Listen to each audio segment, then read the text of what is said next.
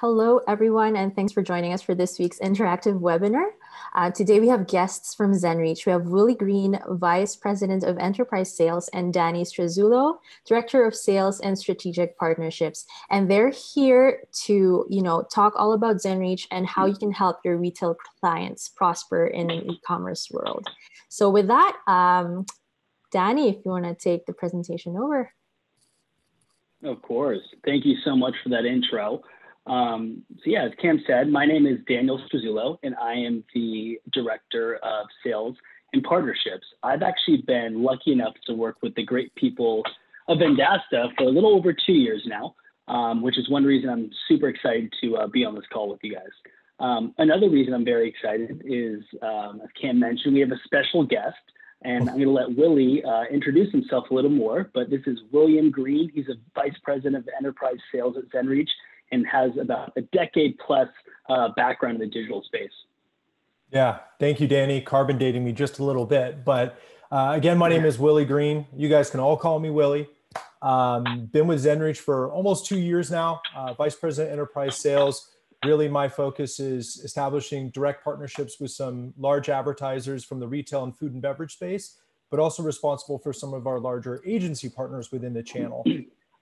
As Danny had mentioned, been in the digital space for probably too long, but with stops at places like Fetchback, which was a pioneer in retargeting, website, social and display retargeting, Telium, which is the world's first customer data platform, as well as Steelhouse, who brought pretty massive innovations to connected television.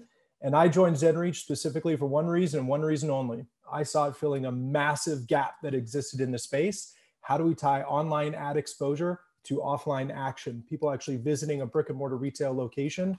I found that so compelling.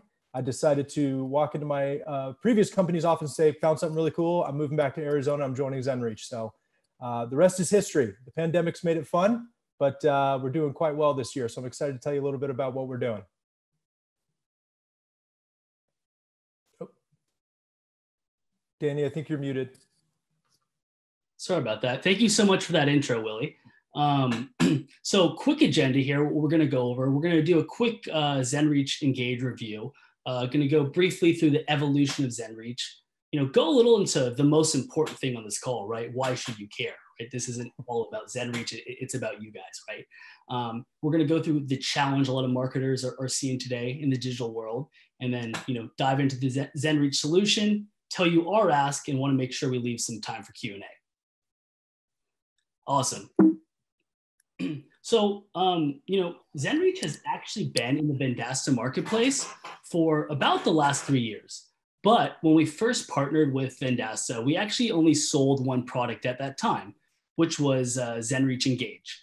I know from seeing some of the messages, although no one is using Zenreach right now, you guys are pretty familiar with it. It sounds like you've offered it to clients. So I don't want to go too far into Engage, but I did want to do a little bit of a quick refresher. So since the inception, Zenreach has always been on a mission to help specifically restaurants and retailers drive foot traffic and customers into their business. And with Zenreach Engage specifically, what we were leveraging was in-store data captured through the Wi-Fi and emails to help drive those customers. And quite frankly, a lot of you probably have signed into Zenreach Wi-Fi hotspot at one time or another. We'll jump into that a little more. But how that works is, when a guest at a business goes to use the Wi-Fi, they're prompted to enter their email. Once they enter that email one time, they are prompted onto the Wi-Fi and can start surfing the web. Subsequently, though, on the back end, the business is able to collect that contact and add it to their CRM. But really, that business is getting a lot more than just an email, right? What we're doing on the back end is we're tying that MAC ID of that device, and a MAC ID is like a unique identifier. Think of it kind of like a VIN number of a car, to the email address that they signed in on. Once we do that, we're able to uniquely identify that device. And once we are able to uniquely identify that device, we can understand that guest's behavior with that specific business. So we can start seeing things like the day they were last in, how frequently they visit, and how much time they're spending in specific locations. From there, we're able to leverage all that data to automate email marketing messages, based off specific guest behavior, as well as doing some targeted email blasts as well. So, that's Zenreach Engage, and it proved really successful working with a ton of businesses and helping our merchants collect more contacts and drive customers into those businesses. Naturally, the amount of clients we work with grew. We started partnering with great companies like Vendasta, and we really saw a spike early on in businesses like sports bars and coffee shops. But really, any place in any business that had either a high dwell time or high foot traffic. And as the total amount of clients and locations we started to work with grew, as did the total amount of users that we could identify, which really kind of takes me to Zenreach's master plan, so to speak. So at Zenreach, we were very confident in the fact that we knew if we could, the more people that we can identify, the more we can help our merchants, right? So I want to take you through a quick snapshot about the evolution of Zenreach and the growth that we've seen in our user network since 2014. So as you can see here, here's a snapshot of New York City in 2014. I was actually on the sales team at the time. Didn't have many clients or really any network at all in New York, right? We were California based. Most of our clients were in San Francisco or in LA. Most of these people were probably in New York because they had used Zenreach, in California at one time or another. Fast forward to 2016, Zenreach as a company grew quite a bit at that time. And as you can see, so did our user count, right? You can see more and more dots on that map. Going to 2018, you can actually see some density start to pick up, right? And that growth, is very substantial in that 2-year gap, even more. And then fast forward to 2020, today, we can actually detect over 13 million users in the greater New York City area. 13 million. And, the great thing about that is we've seen that type of accelerated growth throughout almost all of North America. Leading up to the pandemic, we actually were seeing our network user grow by about 1 million people per month.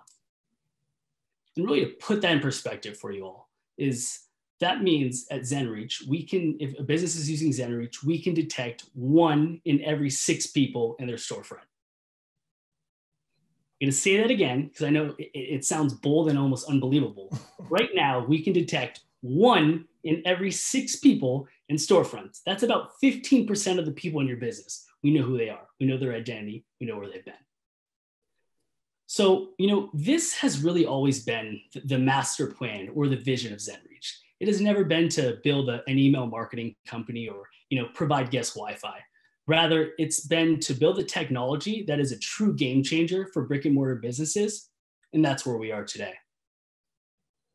So I'm sure you're sitting here and, you're probably asking yourself a couple of things. One, what does this have to do with retail? And also, but why should I care? Because I'm a sales guy. I've been there with you guys and I've thought that before. And now I'm going to pass it over to Willy Green.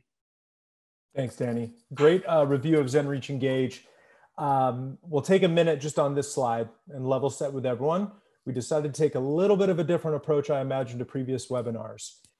Danny and I, as he had perfectly said, we're salespeople, right? We read from the scripture of Zenreach every single day. We believe in it deep down in our bones. But you guys, I'm sure, speak with people all the time that are pitching their technology to you and why you should relate it to your customer base. If I'm in your seat, I'm wondering, why Zenreach? Why should I have this conversation with a current client? Or why should I bring up Zenreach to potentially win a new client? And I think that's something that we can all agree we have in common, right? As salespeople, we're looking to accomplish 2 things. One, how do I build stronger relationships with my current client base, right? And normally you want to do that with new, fresh, innovative ideas, because no matter how happy your current customer is, they want more from you. They're looking for ideas. They want to be innovative. And 2, how do I go win new business with potential partners like Zenreach? And really what I've discovered, the way to do that is to cut through the noise, to have something that sounds different and something that solves a challenge that most brick and mortar retailers have today. And that brings us to this slide right here. So if I have to talk about the 3 pillars of Zenreach And the three things that we're helping with for any advertiser that has a physical door, 4 walls, it's these 3 things. 1, how do I help your clients have a better, more holistic understanding of who their customers are? And this can mean a number of different things. This can mean demographic insights like age, gender, location, but this can also be things like visitation behavior, or what I like to call location analytics. How many people visited this storefront yesterday, last month, last quarter, right? Oftentimes we're using all these different technologies to try to figure this out. We look at like POS data, we look at transactions, but that doesn't tell us how many physical people walked into the store. So I assure you, this first one's very, very important. Everyone wants better access, more real-time access to customer data. How can we help you with that? We're going to talk about that today. So now that we have this foundation of first-party data, we understand who's coming into the stores, all the stores. We understand when they're coming in, how long they're spending. Now we can start taking relevant and immediate action on advertising campaigns. And I'll give you an example. I'm going to pick on Danny because he's my peer and I pick on him a lot. But we'll get to the questions a little bit. I see them popping up, but some good questions coming through. So I appreciate that. Keep them rolling. So I'm going to pick on Danny a little. Danny and I go to a store, the same store, and I'm a loyal customer. I visit 5 times. Danny visits once. I think we can all agree the communication and the marketing tactics to stay in front of me should be completely different. I'm more loyal. Danny's a first-time customer. The messaging, the frequency, the level of aggression, the level of offer or promotion should be totally different. How do we trigger those experiences based on the data that we talked about in step number 1 there? And lastly, as I had mentioned when I kind of introduced myself, number 3 is the reason I came to work here. Because I've been working in advertising and programmatic display and social for so long, no one ever showed me an accurate way to determine the impact that digital was having on in-store events or visits. By leveraging pre-existing Wi-Fi signals, we have the ability to do this at a one-to-one customer level. Identity resolution, it's what all advertisers want. So these are the 3 things that we're going to be talking about on today's call. And again, I'm happy to address all those questions that are coming in because they look great so far. All right, Danny. So let's talk a little bit about the challenge that exists for brick and mortar retail. Next slide, Danny. I love to use the example of Nike because I'm a bit of a sneakerhead and I'm very, very brand loyal to Nike. So I talk about Nike a lot when I talk about examples of retail and e-commerce here. But let's say Danny and I go to Nike.com and we have completely different experiences on the website. Danny's a golfer. I'm horrible at golf, so I'm not looking at golf products. I'm looking at basketball products. So essentially, our navigation path, behavior, the products that we look at are completely different. And Nike, as well as mostly every other e-commerce retailer, has the ability to cultivate relevant and personalized messaging to Danny and myself based on that navigation behavior. Every product that's going to be in front of Danny on a display ad, social ad, or email is going to be golf related, where mine's going to be basketball related. And algorithms are going to recommend other like-minded products that other people like me looked at. The reason for this is because of pixel data, metadata, all of these exposed browser elements are captured with code and they trigger these experiences no matter where we go across the internet. I'm sure you've all seen them before. Sadly, next slide, Danny, none of this exists for the real world. There's no pixel. There's no code that you can place at the front of a door of a retail location. We can even use Nike as an example, right? Nike has stores. There's no way for them to know how many people walked in that exact day, what products they looked at, how frequently they visit, their age, their gender, their location, none of that. Unless a transaction happens, that's the only event that they can really track. We're gonna solve that. And again, we're doing it with pre-existing Wi-Fi signals, essentially Zenreach Engage, which I'm sure you're all familiar with, which Danny reviewed earlier today. So what is the solution?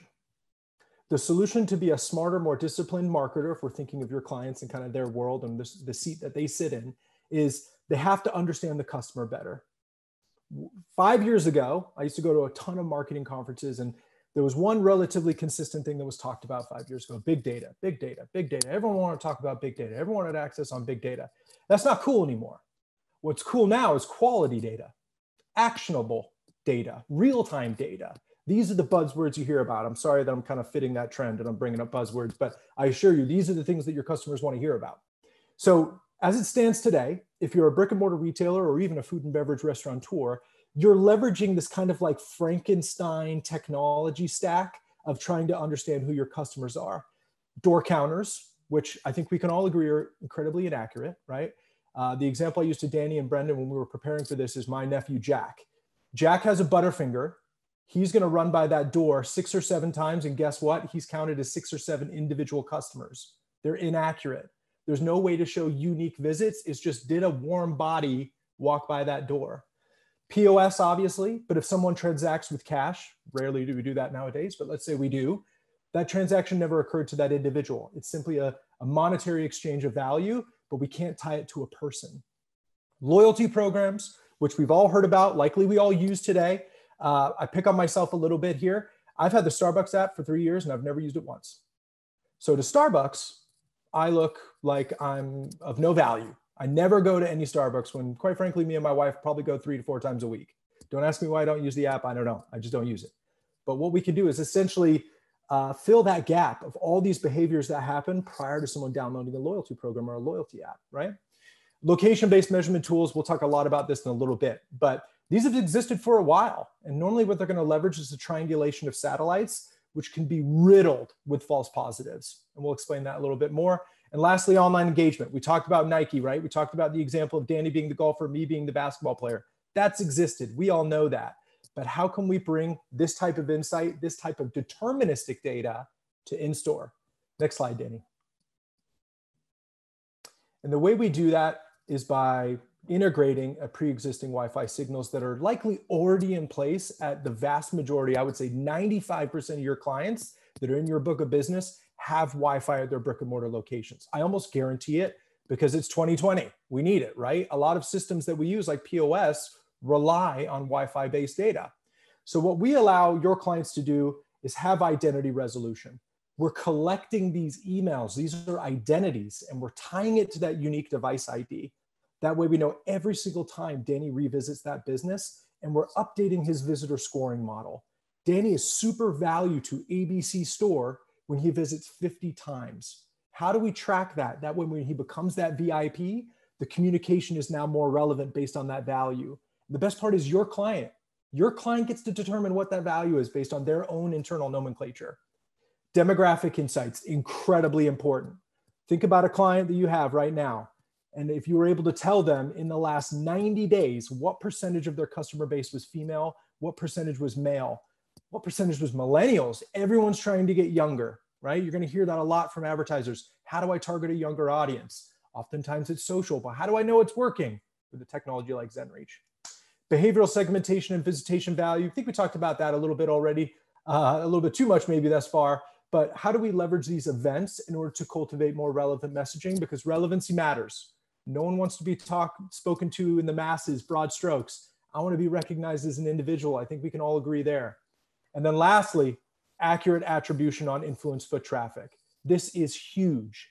The majority of the marketers that you work with, they want bigger budgets, just like you do. They want bigger budgets from the CFO, but what they need is more deterministic ways to prove the value. We served ads to 1 million people and 200,000 people walked into our doors within a 30-day look back window. That's huge, huge. Next slide, Danny. So let's talk a little bit about what the merchant can see, your client, okay? So what your client can see anytime someone authenticates, we love to use this dude as our example. Tom Rivera is what we call him. So Tom Rivera walks into the coffee house and he's gonna log in. He's gonna log in with his email and now we're gonna start pulling in information on Tom. His name is Tom Rivera. His email is tommy@gmail.com. Lucky guy got that one before anyone else did. He's a male, he's 32 years old, and he lives in San Francisco, California. And he visits this coffee house 3 times a week, normally at around 8 a.m., stays for about 45 minutes. Maybe has his latte, fires off some customer emails before going into the office, or if anything like me, back to my void where I work from 9 to 5, Monday through Friday. Now, let's talk a little bit about what Zenreach gets to see. Because Tom is a part of the Zenreach network, because Tom has authenticated at a business where we're enabled, we're now able to see Tom's behavior when he goes to a number of different businesses, as long as they're working with Zenreach. As Danny had mentioned before, we work with 10,000 businesses right now, and it gives us the ability to passively detect 1 in 6 people that walk into a business that's working with us. That's huge.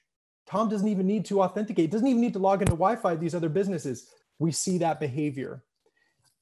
I'm going to take a little bit of a jump here. So guys, stick with me on this one, okay? I like to compare the Zenreach network a little bit to Uber. Now, before you guys all roll your eyes and say, here's another tech sales guy comparing himself to Uber, I assure you, here's why. When Uber came out, we thought, what an innovative transportation company. It's giving us the ability to get from A to B to C so much more easily. And we all loved it, right? The growth was insane. But really what Uber was a logistics company. Uber was a data company. Uber had the ability to say what Danny, a 28-year-old in San Francisco, was doing Monday, Friday, Saturday, what restaurants he was going to, what bars he was going to. They knew as Danny was kind of like walking around the earth, as long as he was using Uber, right? Zenreach is the same. And why does this matter? Why does this matter to your client? I can obviously provide them what you see in the white in the center. The individual behavior for that person is there in their individual business, their retail location. But I can also educate them on all the things that they're doing outside of that business too. So imagine if I said, hey, we saw 1.5 million people last year in your store. And this is kind of what they look like: age, gender, location. Here's some of the other businesses that they like to go to. They like to go to high-end Italian food. They like to go to bars on Thursdays. These are things that we can tell them. So now they have this better understanding of who their customers are. And heck, it might influence decisions we make in the future of trying to acquire customers that look just like them, right? New to file customers. Every retailer cares about it. Next slide, Danny. And if you guys have questions throughout and don't want to throw it in the chat, feel free to unmute yourself and just stop me right where I'm at. I'm happy to address those right away, but we can certainly circle back to the chat. Okay, we'll do the chat later then. All righty. That's as long as I can pause. I got to get back into it. So great. We have this understanding of visitation behavior. I know how often people are typically visiting, when they show up, how long they spend at all your stores. I know demographic information of these people: age, gender, location, right? All of these value metrics, as we call them. Now that I have this foundational understanding, now I can take relevant and immediate action on these individuals. And this can be trying to increase visitation frequency for current customers, or going to find new to file customers by leveraging that information. Next slide, Danny. So there's a couple of different ways that we do this. And I like to call this the holy trinity of action and personalization. If I'm you, this is the way I'm typically thinking about it. As Danny had mentioned, we do have a smart email capability within our system that leverages a visitor scoring model, meaning we trigger emails to be sent to an individual based on something that has occurred. For example, Danny walks in first time for the coffee house, that example we had used before, logs in for the first time. 5 hours later, we're going to trigger an email that goes to Danny thanking him for coming in for his very first time. Upon Danny's 10th visit, we send him a loyal customer email, maybe offering a free extra shot of espresso in his coffee next time he goes in, right? Or what about a dormant customer, a lost customer? What about if we haven't seen Danny for 95 days? Maybe that's kind of that line in the sand where your customer's like, that person's gone, they're lost. I need to re-engage that person. On day 95, boom, email goes right out to Danny, urging him to come back into a location. So these are all things that are set up in the system and they're automated. You and your client set up the rule one time, emails are just sending. No person has to sit there and do all this. All the pulling of data, all the sending of emails. Oh, it's crazy. You don't have to do that anymore. It's all triggered based on those rules. Social is huge for retail. So if I have all these identities that I've collected on people joining the Wi-Fi, I have all the identities of the people that I've passively detected via the Zenreach network. I can engage those people on social media because I have their emails. I pass that information back to the team. We'll work with in Menlo Park, and I can target those people and tell you when they revisited that business, right? If we look at a 28-day look back conversion window, how many people did we hit with ads last month? And how many people visited after being influenced by that ad? And the same thing with programmatic. Programmatic is awesome. We work with a great DSP. The Trade Desk gives us access to all inventory on the internet. So places like ESPN, CNN, right? All the major networks, Google, Bing, Yahoo, we work with all of them and we're completely agnostic. And here's the beautiful part about it. Let's say I'm retargeting Danny, who's a lapsed customer for your client. I'm going to serve ads wherever Danny goes on the internet. So now I can not only educate your client on what storefronts they're going to when they're not in their business, but I can also educate your client on what websites they go to because I'm serving them ads. I have access to that publisher level data. So this is what I call the Holy Trinity: email, social, programmatic. This is how we're not only going to drive increased visitation behavior on current customers, but how we're going to take that information to go build lookalike audiences and go get new ones. Next slide, Dane. Awesome.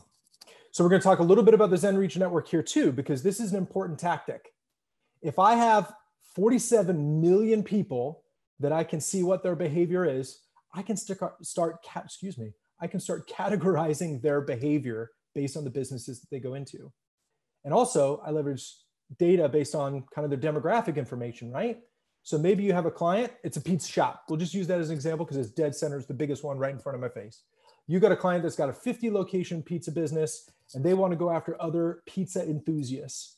These are people that have shown a willingness and an affinity to visit multiple different pizza concepts within a certain time period. Let's say the last 6 months. You say, hey, Willie and Danny, my client's in these DMAs, they're a pizza place and they want to go after other pizza lovers. Awesome.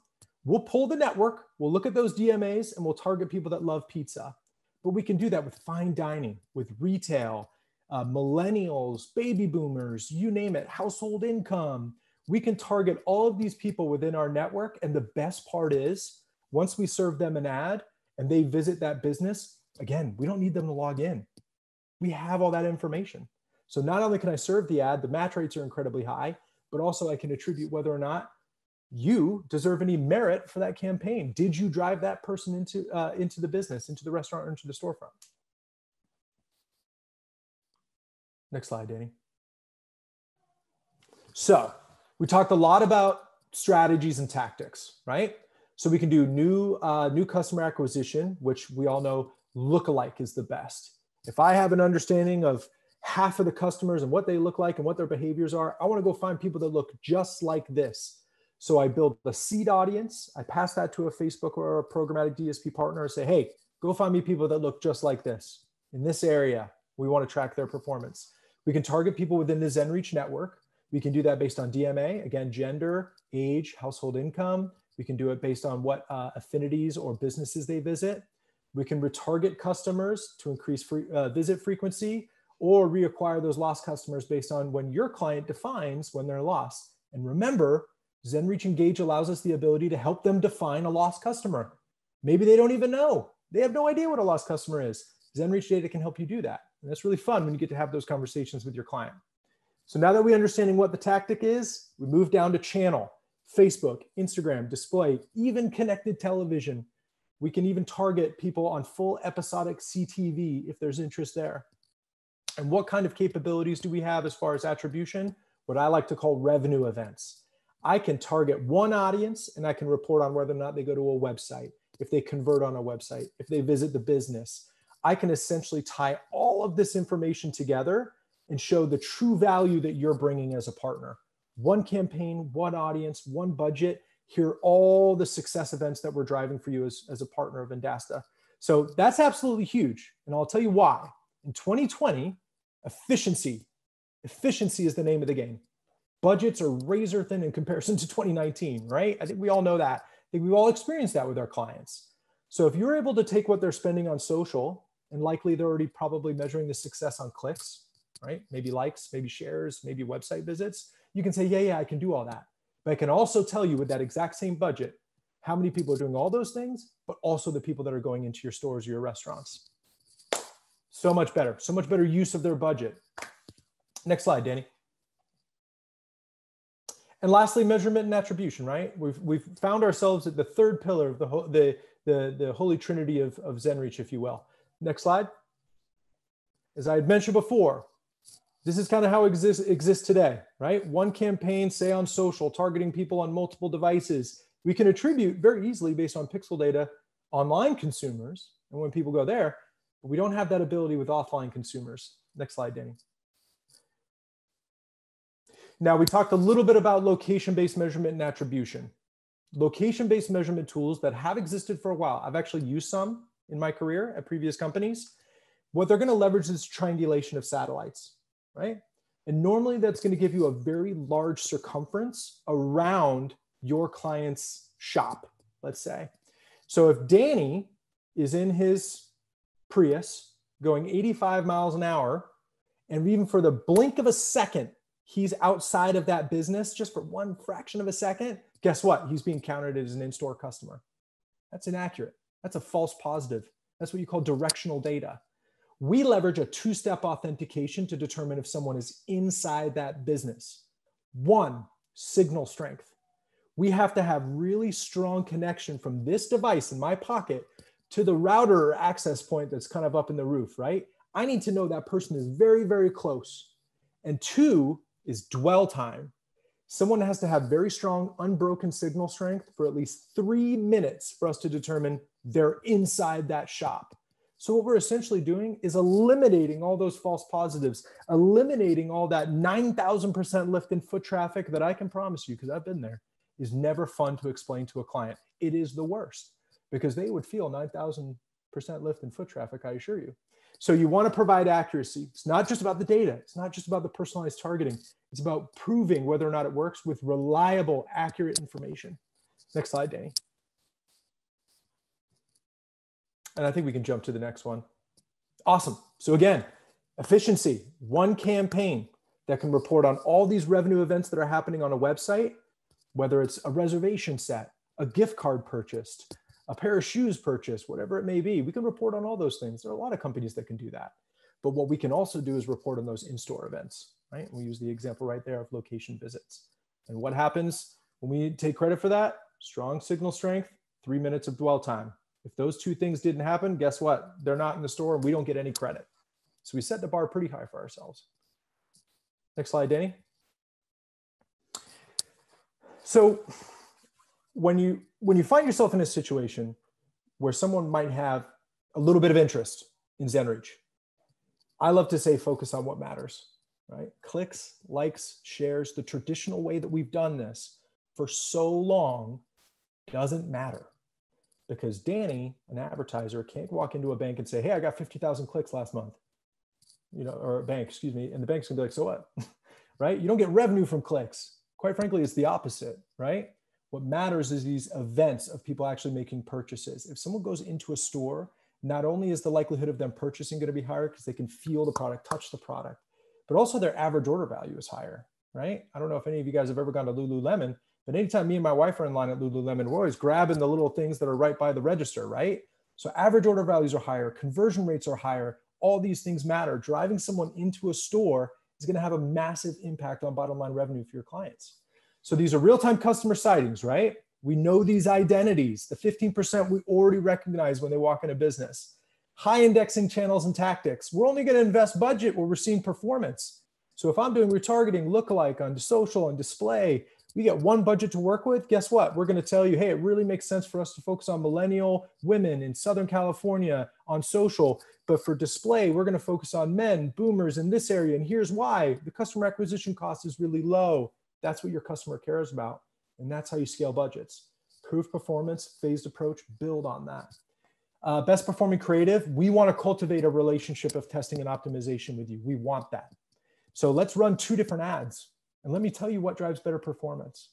Let me tell you what types of demographics are responding the best to those ads, right?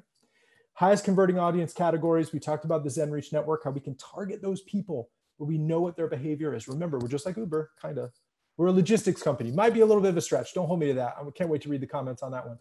But what we have is an understanding of what Danny's doing every single day, what restaurants or retailers he's going to. Gives us an awesome ability to mitigate some of that risk of targeting new customers if we already know they're quote unquote, in market, right?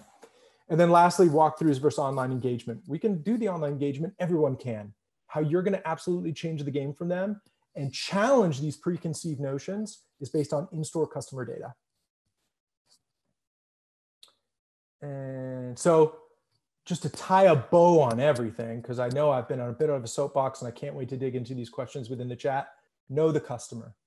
Really know who your customer is and ask your client questions about how well do they know their customer? Describe to me what your best customer looks like.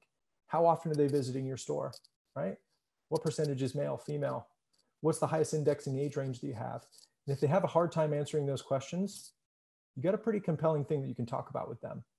Action and personalization, admit it. You care about it when a brand shows that they know you, that they care about you as a person, that you're not just somebody or anybody, that you are somebody rather. Whoops.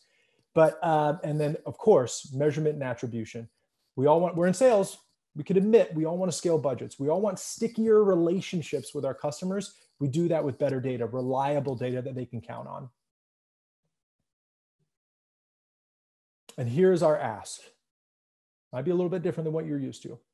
Our ask is not that you go out there after this call and just start pitching clients left and right? Kind of unrealistic, maybe. Reason for that is, I know you guys heard about Zenreach before. Some of you have likely pitched it, but you've sat with me here for about 30 minutes, right? After 30 minutes of my first training with Zenreach, I wasn't ready to go out there and sell. My ask is that you put us to work. Me, Danny, Brendan. Our ask is that if you have a client that comes to mind, hit us up. Let's have a conversation about it. We will prepare documents. We will prepare decks. We will prepare other similar case studies, use cases. We will provide you whatever material you need to feel confident going into that conversation, right? Because I got great relationships with clients. And even sometimes I'm like, do I really want to rock the boat? They seem so happy right now. Why would I want to invest from things that are performing really, really well and try something new? Help us, or let us help you as you gotta go work through that, right? We want it to be natural. We don't want to force anything. We don't want to waste your time. Certainly, I don't want to waste mine. I'll be honest with you there. But put us to work. We are your partner. Hit us up if you have a client that comes to mind. Walk us through their business. Walk us through some of the conversations, and we'll build a unique strategy specifically for them, walk you through everything and make you feel comfortable. And if it works out, awesome. Can't wait to get started. Can't wait to start getting to know some of you and working with you. If not, no big deal. On to the next one. It's not right for everybody, but we're just looking to expand the relationship and see how we can get a little bit more involved. And that's really it. Danny, anything to add there? No, that was awesome, Willie. And yeah, I think just kind of hammering home the last point really put us to work. I mean, the amount of data that we have is really awesome. And I think that is the difference in, a good conversation with your client versus, them having that vibe. Are you really just trying to sell me something again? Right. So yeah, please put us to work. Awesome job, Willie. And I think we're ready to start digging into this Q&A. Yeah, Cam, do you read those to us? For sure, I will. Okay, so awesome. The first question is this geofencing, and I know we've discussed Zenreach for a while. So why don't we compare geofencing versus what Zenreach actually does? So what we're actually doing is we're collecting in-store customer data, right? So we're collecting these emails when people log into Wi-Fi, right? That's how we're growing that CRM list. But what we're also doing is passively detecting the people that we already know that have strong signal strength that are in these stores for at least 3 minutes. So in order for that to happen, people have to be in that store, right? I'll use an example. Cam, I'm going to pick on you now. I'm going to give Danny a break. Do you have a mailbox? Do you walk down to your mailbox and get the mail? Is it like down the driveway? Yes. Nailed it. Okay, cool. So let's say Cam has her phone, right, which is automatically connects every time she goes home. She doesn't have to re-authenticate to her Wi-Fi. They know each other. She immediately connects the second she walks in, right? Cam has her phone in her pocket. She's walking down to her driveway to get her mail. She might lose internet connection. She might lose Wi-Fi connection because that signal strength, right? Because it's a circumference around an individual location. That's what gives us the ability to be more accurate than geofencing as far as recognizing identities. Now, I also think this question might relate to advertising. So I want to make sure I'm covering that just in case. Yes, of course, we do geofencing. And here's a reason why. I'll use an example. I work with clients in Miami, right? Miami is a massive tourist destination. So if I'm working with, let's say, a nightclub in Miami, and they're collecting or passively detecting 500,000 people a year, it's safe to assume a lot of those people don't live in Miami, right? Some of those people are New York, some of those people are Chicago. They're making trips down there. I love to make trips down to Miami. I'm sure you guys do too. So what we want to do is, let's say we're going after their customers. We'll target that entire audience of all those people that we saw within the nightclub in the last year, let's say, but they have to be within a 10 to 15 mile radius of the location. So anyone outside of that maybe is not, they're not going to receive an ad. It's only the people within that 10 to 15 mile radius. And these are things through that put us to work kind of nudge we're giving you that we'll talk with you about, right? Tell us a client, we'll make sure we're setting it up in the right way. Because here's why I don't want to serve an ad for a Miami nightclub to someone that lives in England is because they're not going to go in. I can't drive good performance if I'm just wasting ad spend on people that can't make it in, right? So yes, we're better than geofencing in regards to collecting and recognizing data, but we of course include it in regards to who we target for advertising. Awesome, detailed answer. Next question. How can Zenreach benefit the medical community? So doctors, dentists, hospitals, and other healthcare practices. Yep. So what we can certainly do is waiting rooms at medical, that's probably where we wait the most, right? When we're thinking of waiting for something is when we're waiting to see our doctor or someone like that. So they offer Wi-Fi oftentimes in those locations. So we can collect that information. Doctors own all those email addresses. They have a really good understanding of when people are coming in those appointments. But as far as trying to target new patients and target people that, hey, these are people that we want to go after, we can build a lookalike audience off that. Now, certainly we don't collect any private information in regards to their conditions or anything like that. HIPAA compliant, we're not collecting anything like that. We work with some imaging companies that are very similar in that way. When you go to a specialist for imaging, we work with some like that, some of the big ones actually. So that's how we're kind of using it today. If they're already offering public Wi-Fi, great. Let us help you collect that information that you already are. We'll provide you some understanding of what your visitors are, who they are, age, gender, location, which makes us a little bit smarter in regards to how we target new customers. Awesome. Okay, next question is around CBD. So are there any restrictions? Many of the CBD stores use the Square POS, loyalty program, etc. And does this integrate with Square? I'll let Danny address the Square part. So we work with a number of dispensaries as far as collecting data and bringing demographic insights and CBD and things of that nature.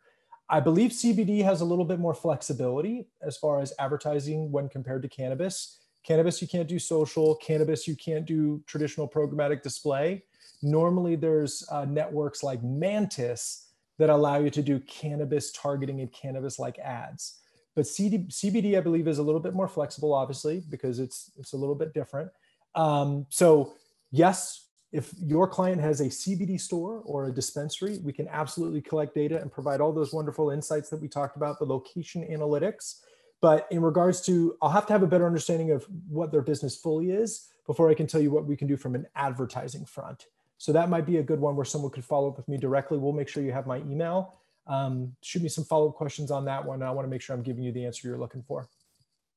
Yeah, and to jump in on the part on Square, we do not integrate with Square. We do have 2 full POS integrations. It's going to be with Lightspeed and Clover. All right. I will say, though, that's a big focus in 2021, integrating more POS. So more to come there. Sounds good. All right. Last question here. What's the required budget to make this effective? Wow, that's a really good question. And I hope I'm not giving a non-answer here. So for advertising, let's talk about, we have 2 different tactics normally, right? We have retention and loyalty, and then we have new customer acquisition, new to file.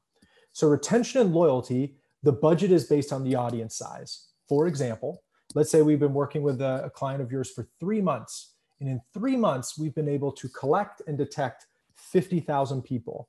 It's really easy for me to say, oh, in order for me to communicate with nearly 100% of this 50,000 people, I recommend a budget of this. And this is based on average CPMs. This is based on frequency that we've seen be successful for retention and loyalty. So it's really easy for me to establish a budget for things like retargeting because the audience is finite, right? It's an addressable audience that's only as big as the people we've seen and the people that have gone in.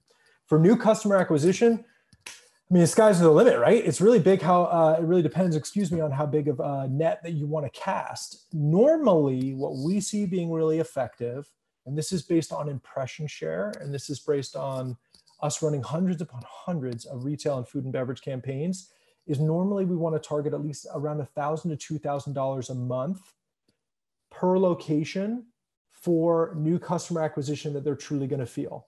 Now, of course, that's not set in stone. It's just what we've seen be really successful around $1,000. It also depends on density. So it's a very short question, a long answer. I've done this to you guys a few times and I apologize for that.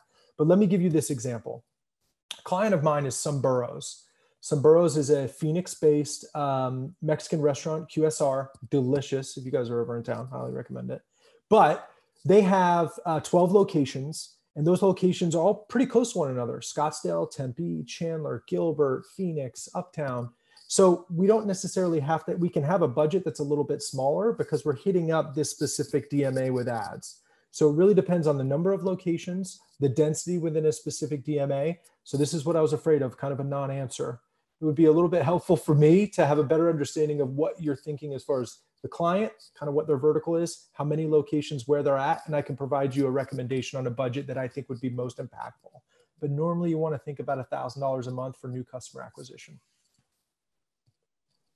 All right. Well, there doesn't seem to be any more questions, but maybe we'll wait a couple minutes for the audience to sort of think of any last minute questions that you want to ask Danny and Willy. And then if there are no more, then we can end the webinar. And there's always that contact us button on the Zenreach product page in the marketplace if you want to reach out to both Danny and Willy. So a couple more minutes here for questions, and then we'll get those answered and we'll end the webinar. Someone's got to have a live one. Come on, someone can unmute. Hey, Willy, Nice. Daniel. Sorry. Hey, how's it going, guys? What's up? Voltaire. Hey, buddy. Thank you so much for the presentation. I got a couple questions, actually. So all of this technology basically hinges on the fact that people will put in their real email address. So how are you guys authenticating when you just have someone that's, you know, concerned about privacy and just using a throwaway email? You know, I'll log into a place using testing123, ymail.com, right? And so that kind of, how do you mitigate that? Yeah, great question. So we have a few different ways of doing that, but I want to make sure I touch on, great question, great question. I want to make sure I touch on one thing first. We are the only, I guess you could call us a Wi-Fi based marketing company. I hate calling us that. I love to call us a customer data platform and action engine designed for retail and food and beverage, but that's really hard to put on a business card, right? So I would say we are like a Wi-Fi based marketing company. What makes us very, very different, Voltaire, is that we are not so reliant on someone giving us their email.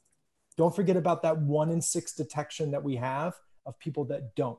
And I'll give you another client example before I address your very good question. I have a client, San Francisco based bakery, we'll call them. And we were able to collect 15,000 emails in a calendar year for them. And they loved it. They were very, very happy with that. I was able to detect 500,000 identities within that same time. So you want to talk about having an understanding of your customer, understanding 15,000 of what they look like and what they do is cool. 500,000 is a complete game changer. It's totally different, way more statistically relevant. So we're not so reliant on simply people adding those emails. Sometimes they don't have to, right? Just like Cam, when she goes home, the home recognizes her, we recognize people. But to your point, if someone enters a fake email because they're Mel Gibson from Conspiracy Theory, great movie, I highly recommend it for everyone on this call. We have a way of determining whether or not those emails are fake, right? So if someone does 123 at yahoo.com, it's fake. We're going to catch that. We're going to throw it out because what we don't want to hurt is delivery on things like email, right? So not only do we remove the ones that we know are bad, we know are false rather, but we also see if someone is unresponsive to email marketing and we're not seeing opens, we likely know that that was probably a false email as well. And if we haven't seen that same email or same identity enter to other locations, so there's a way of us mitigating and removing those identities that we deem as false. Cool. Because we don't want to brag on 500,000 people seen if 450,000 were not real. That wouldn't be cool. Right. Okay. I like that. Cool. So that's good to know.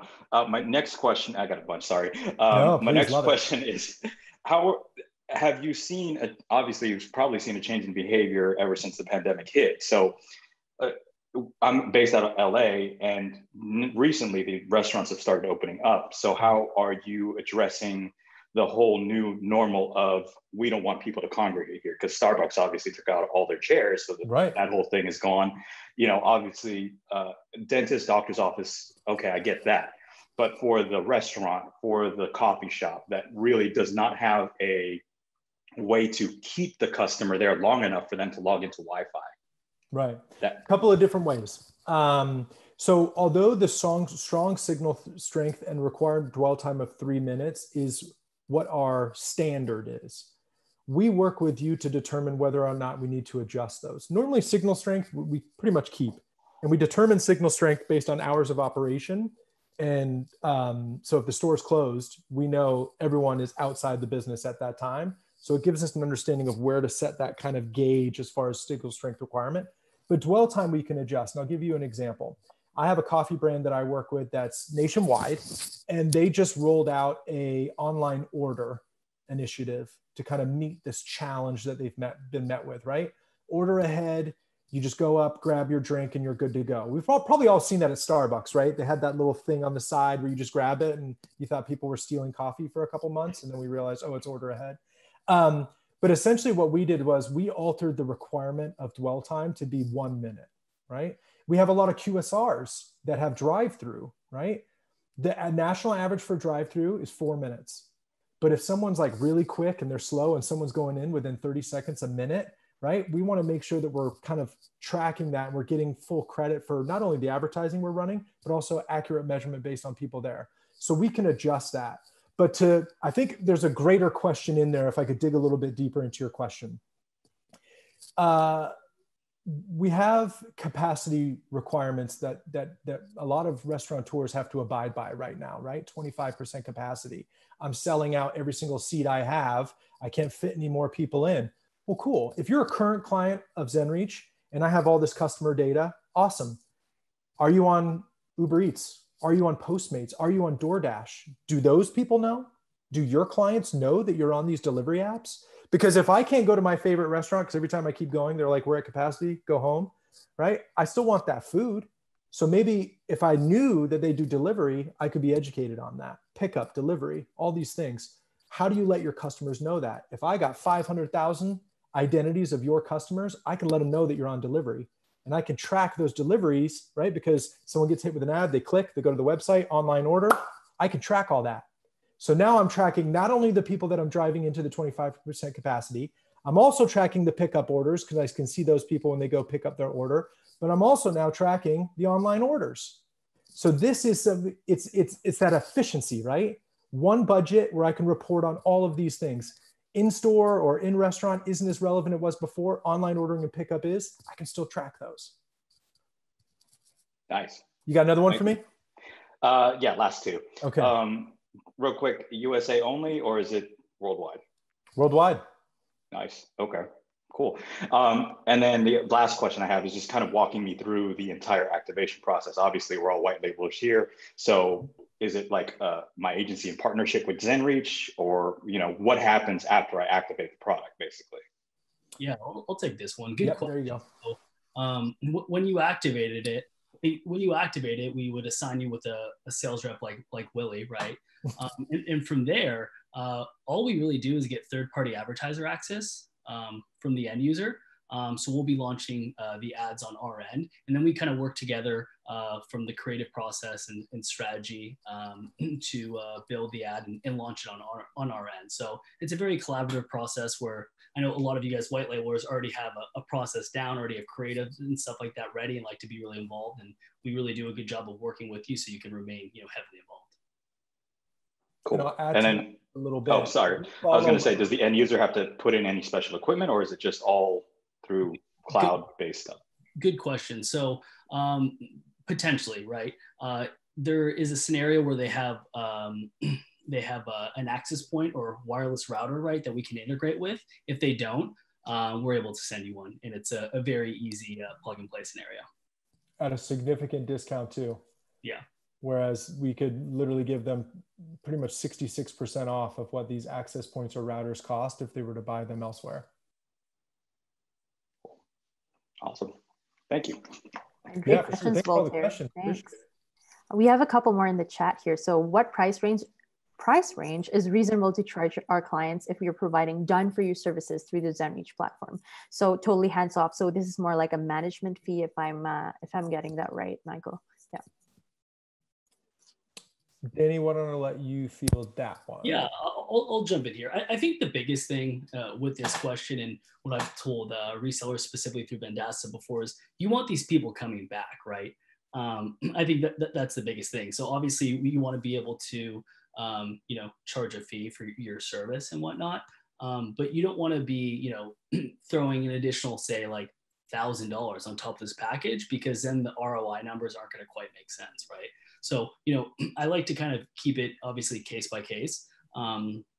with a lot of our resellers here. But I think at the end of the day, where this gets juicy is for you, if they're on an evergreen budget and you're getting that incremental money every single month. Yeah, I think that's where things get really exciting with advertising, right? Is evergreen campaigns that are always on, always running, and you get recurring revenue off that, right? You get your cut off that every single month. So longevity is the key, right? So we're not in the business of doing short campaigns and then saying, good luck, good luck with your business. We want to be working with people every single month, and we want to be looking to drive scale, because if we drive measurable scale, we're driving in new customers and we're helping your clients drive revenue. All right, thank you. Okay, are there any more questions? Last call, or forever hold your peace.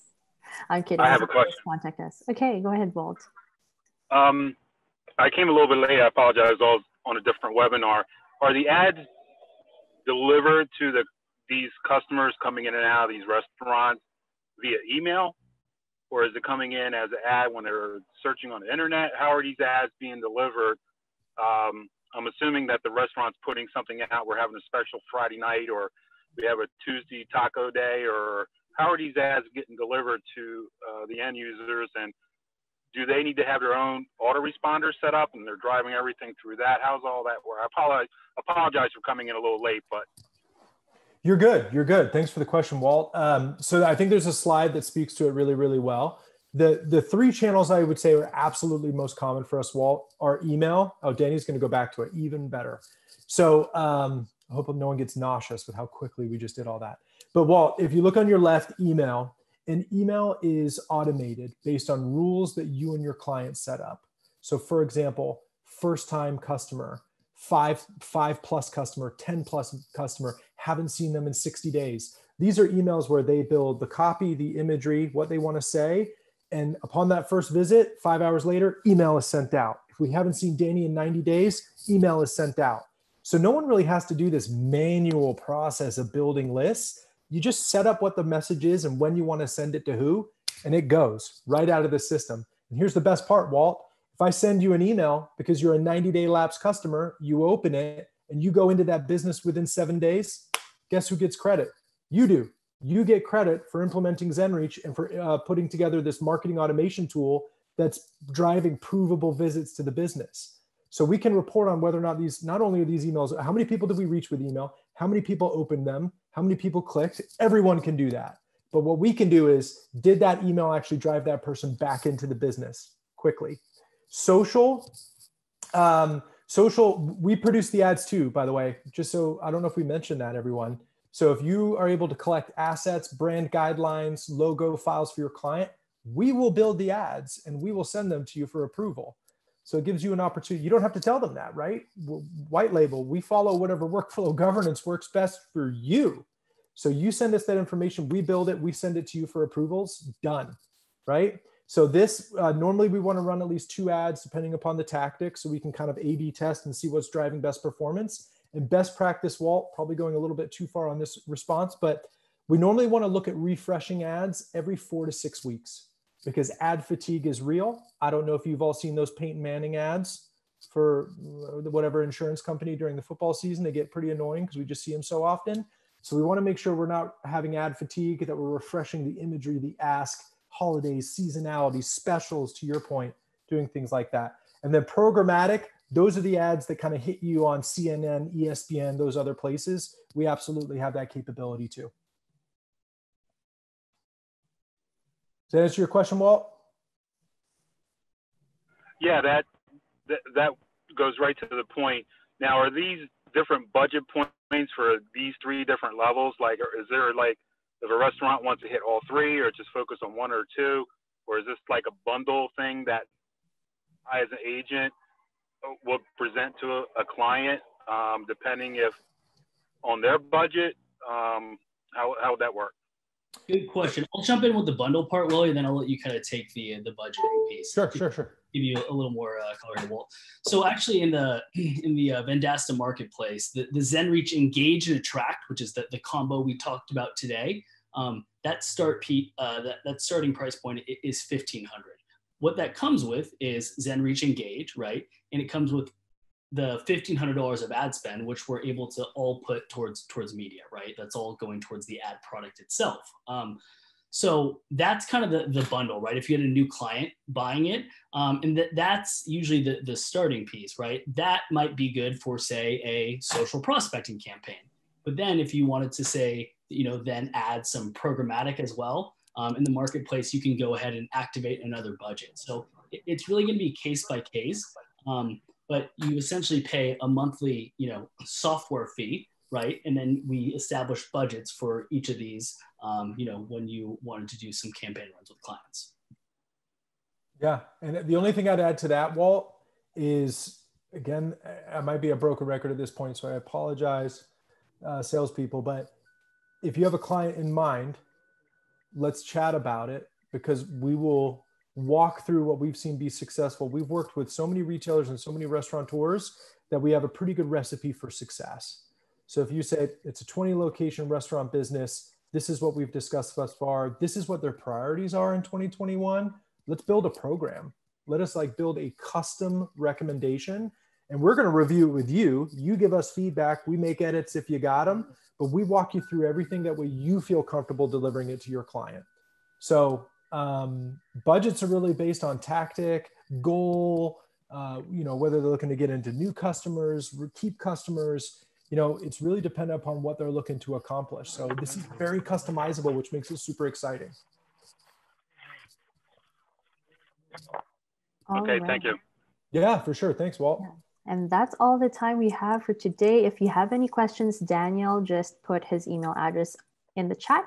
You can also check Zenreach out in the marketplace and hit the contact us button. I will send a recording of this webinar along with a copy of the deck by next week at the latest. Thank you so much, Willy, Danny, and Brendan, although I didn't hear him throughout this whole webinar. Thank you for joining us today. And thanks everyone who attended this webinar. I hope to see you during our next interactive product webinar. Have a great day. Thanks, everyone. Take care. Appreciate you having us.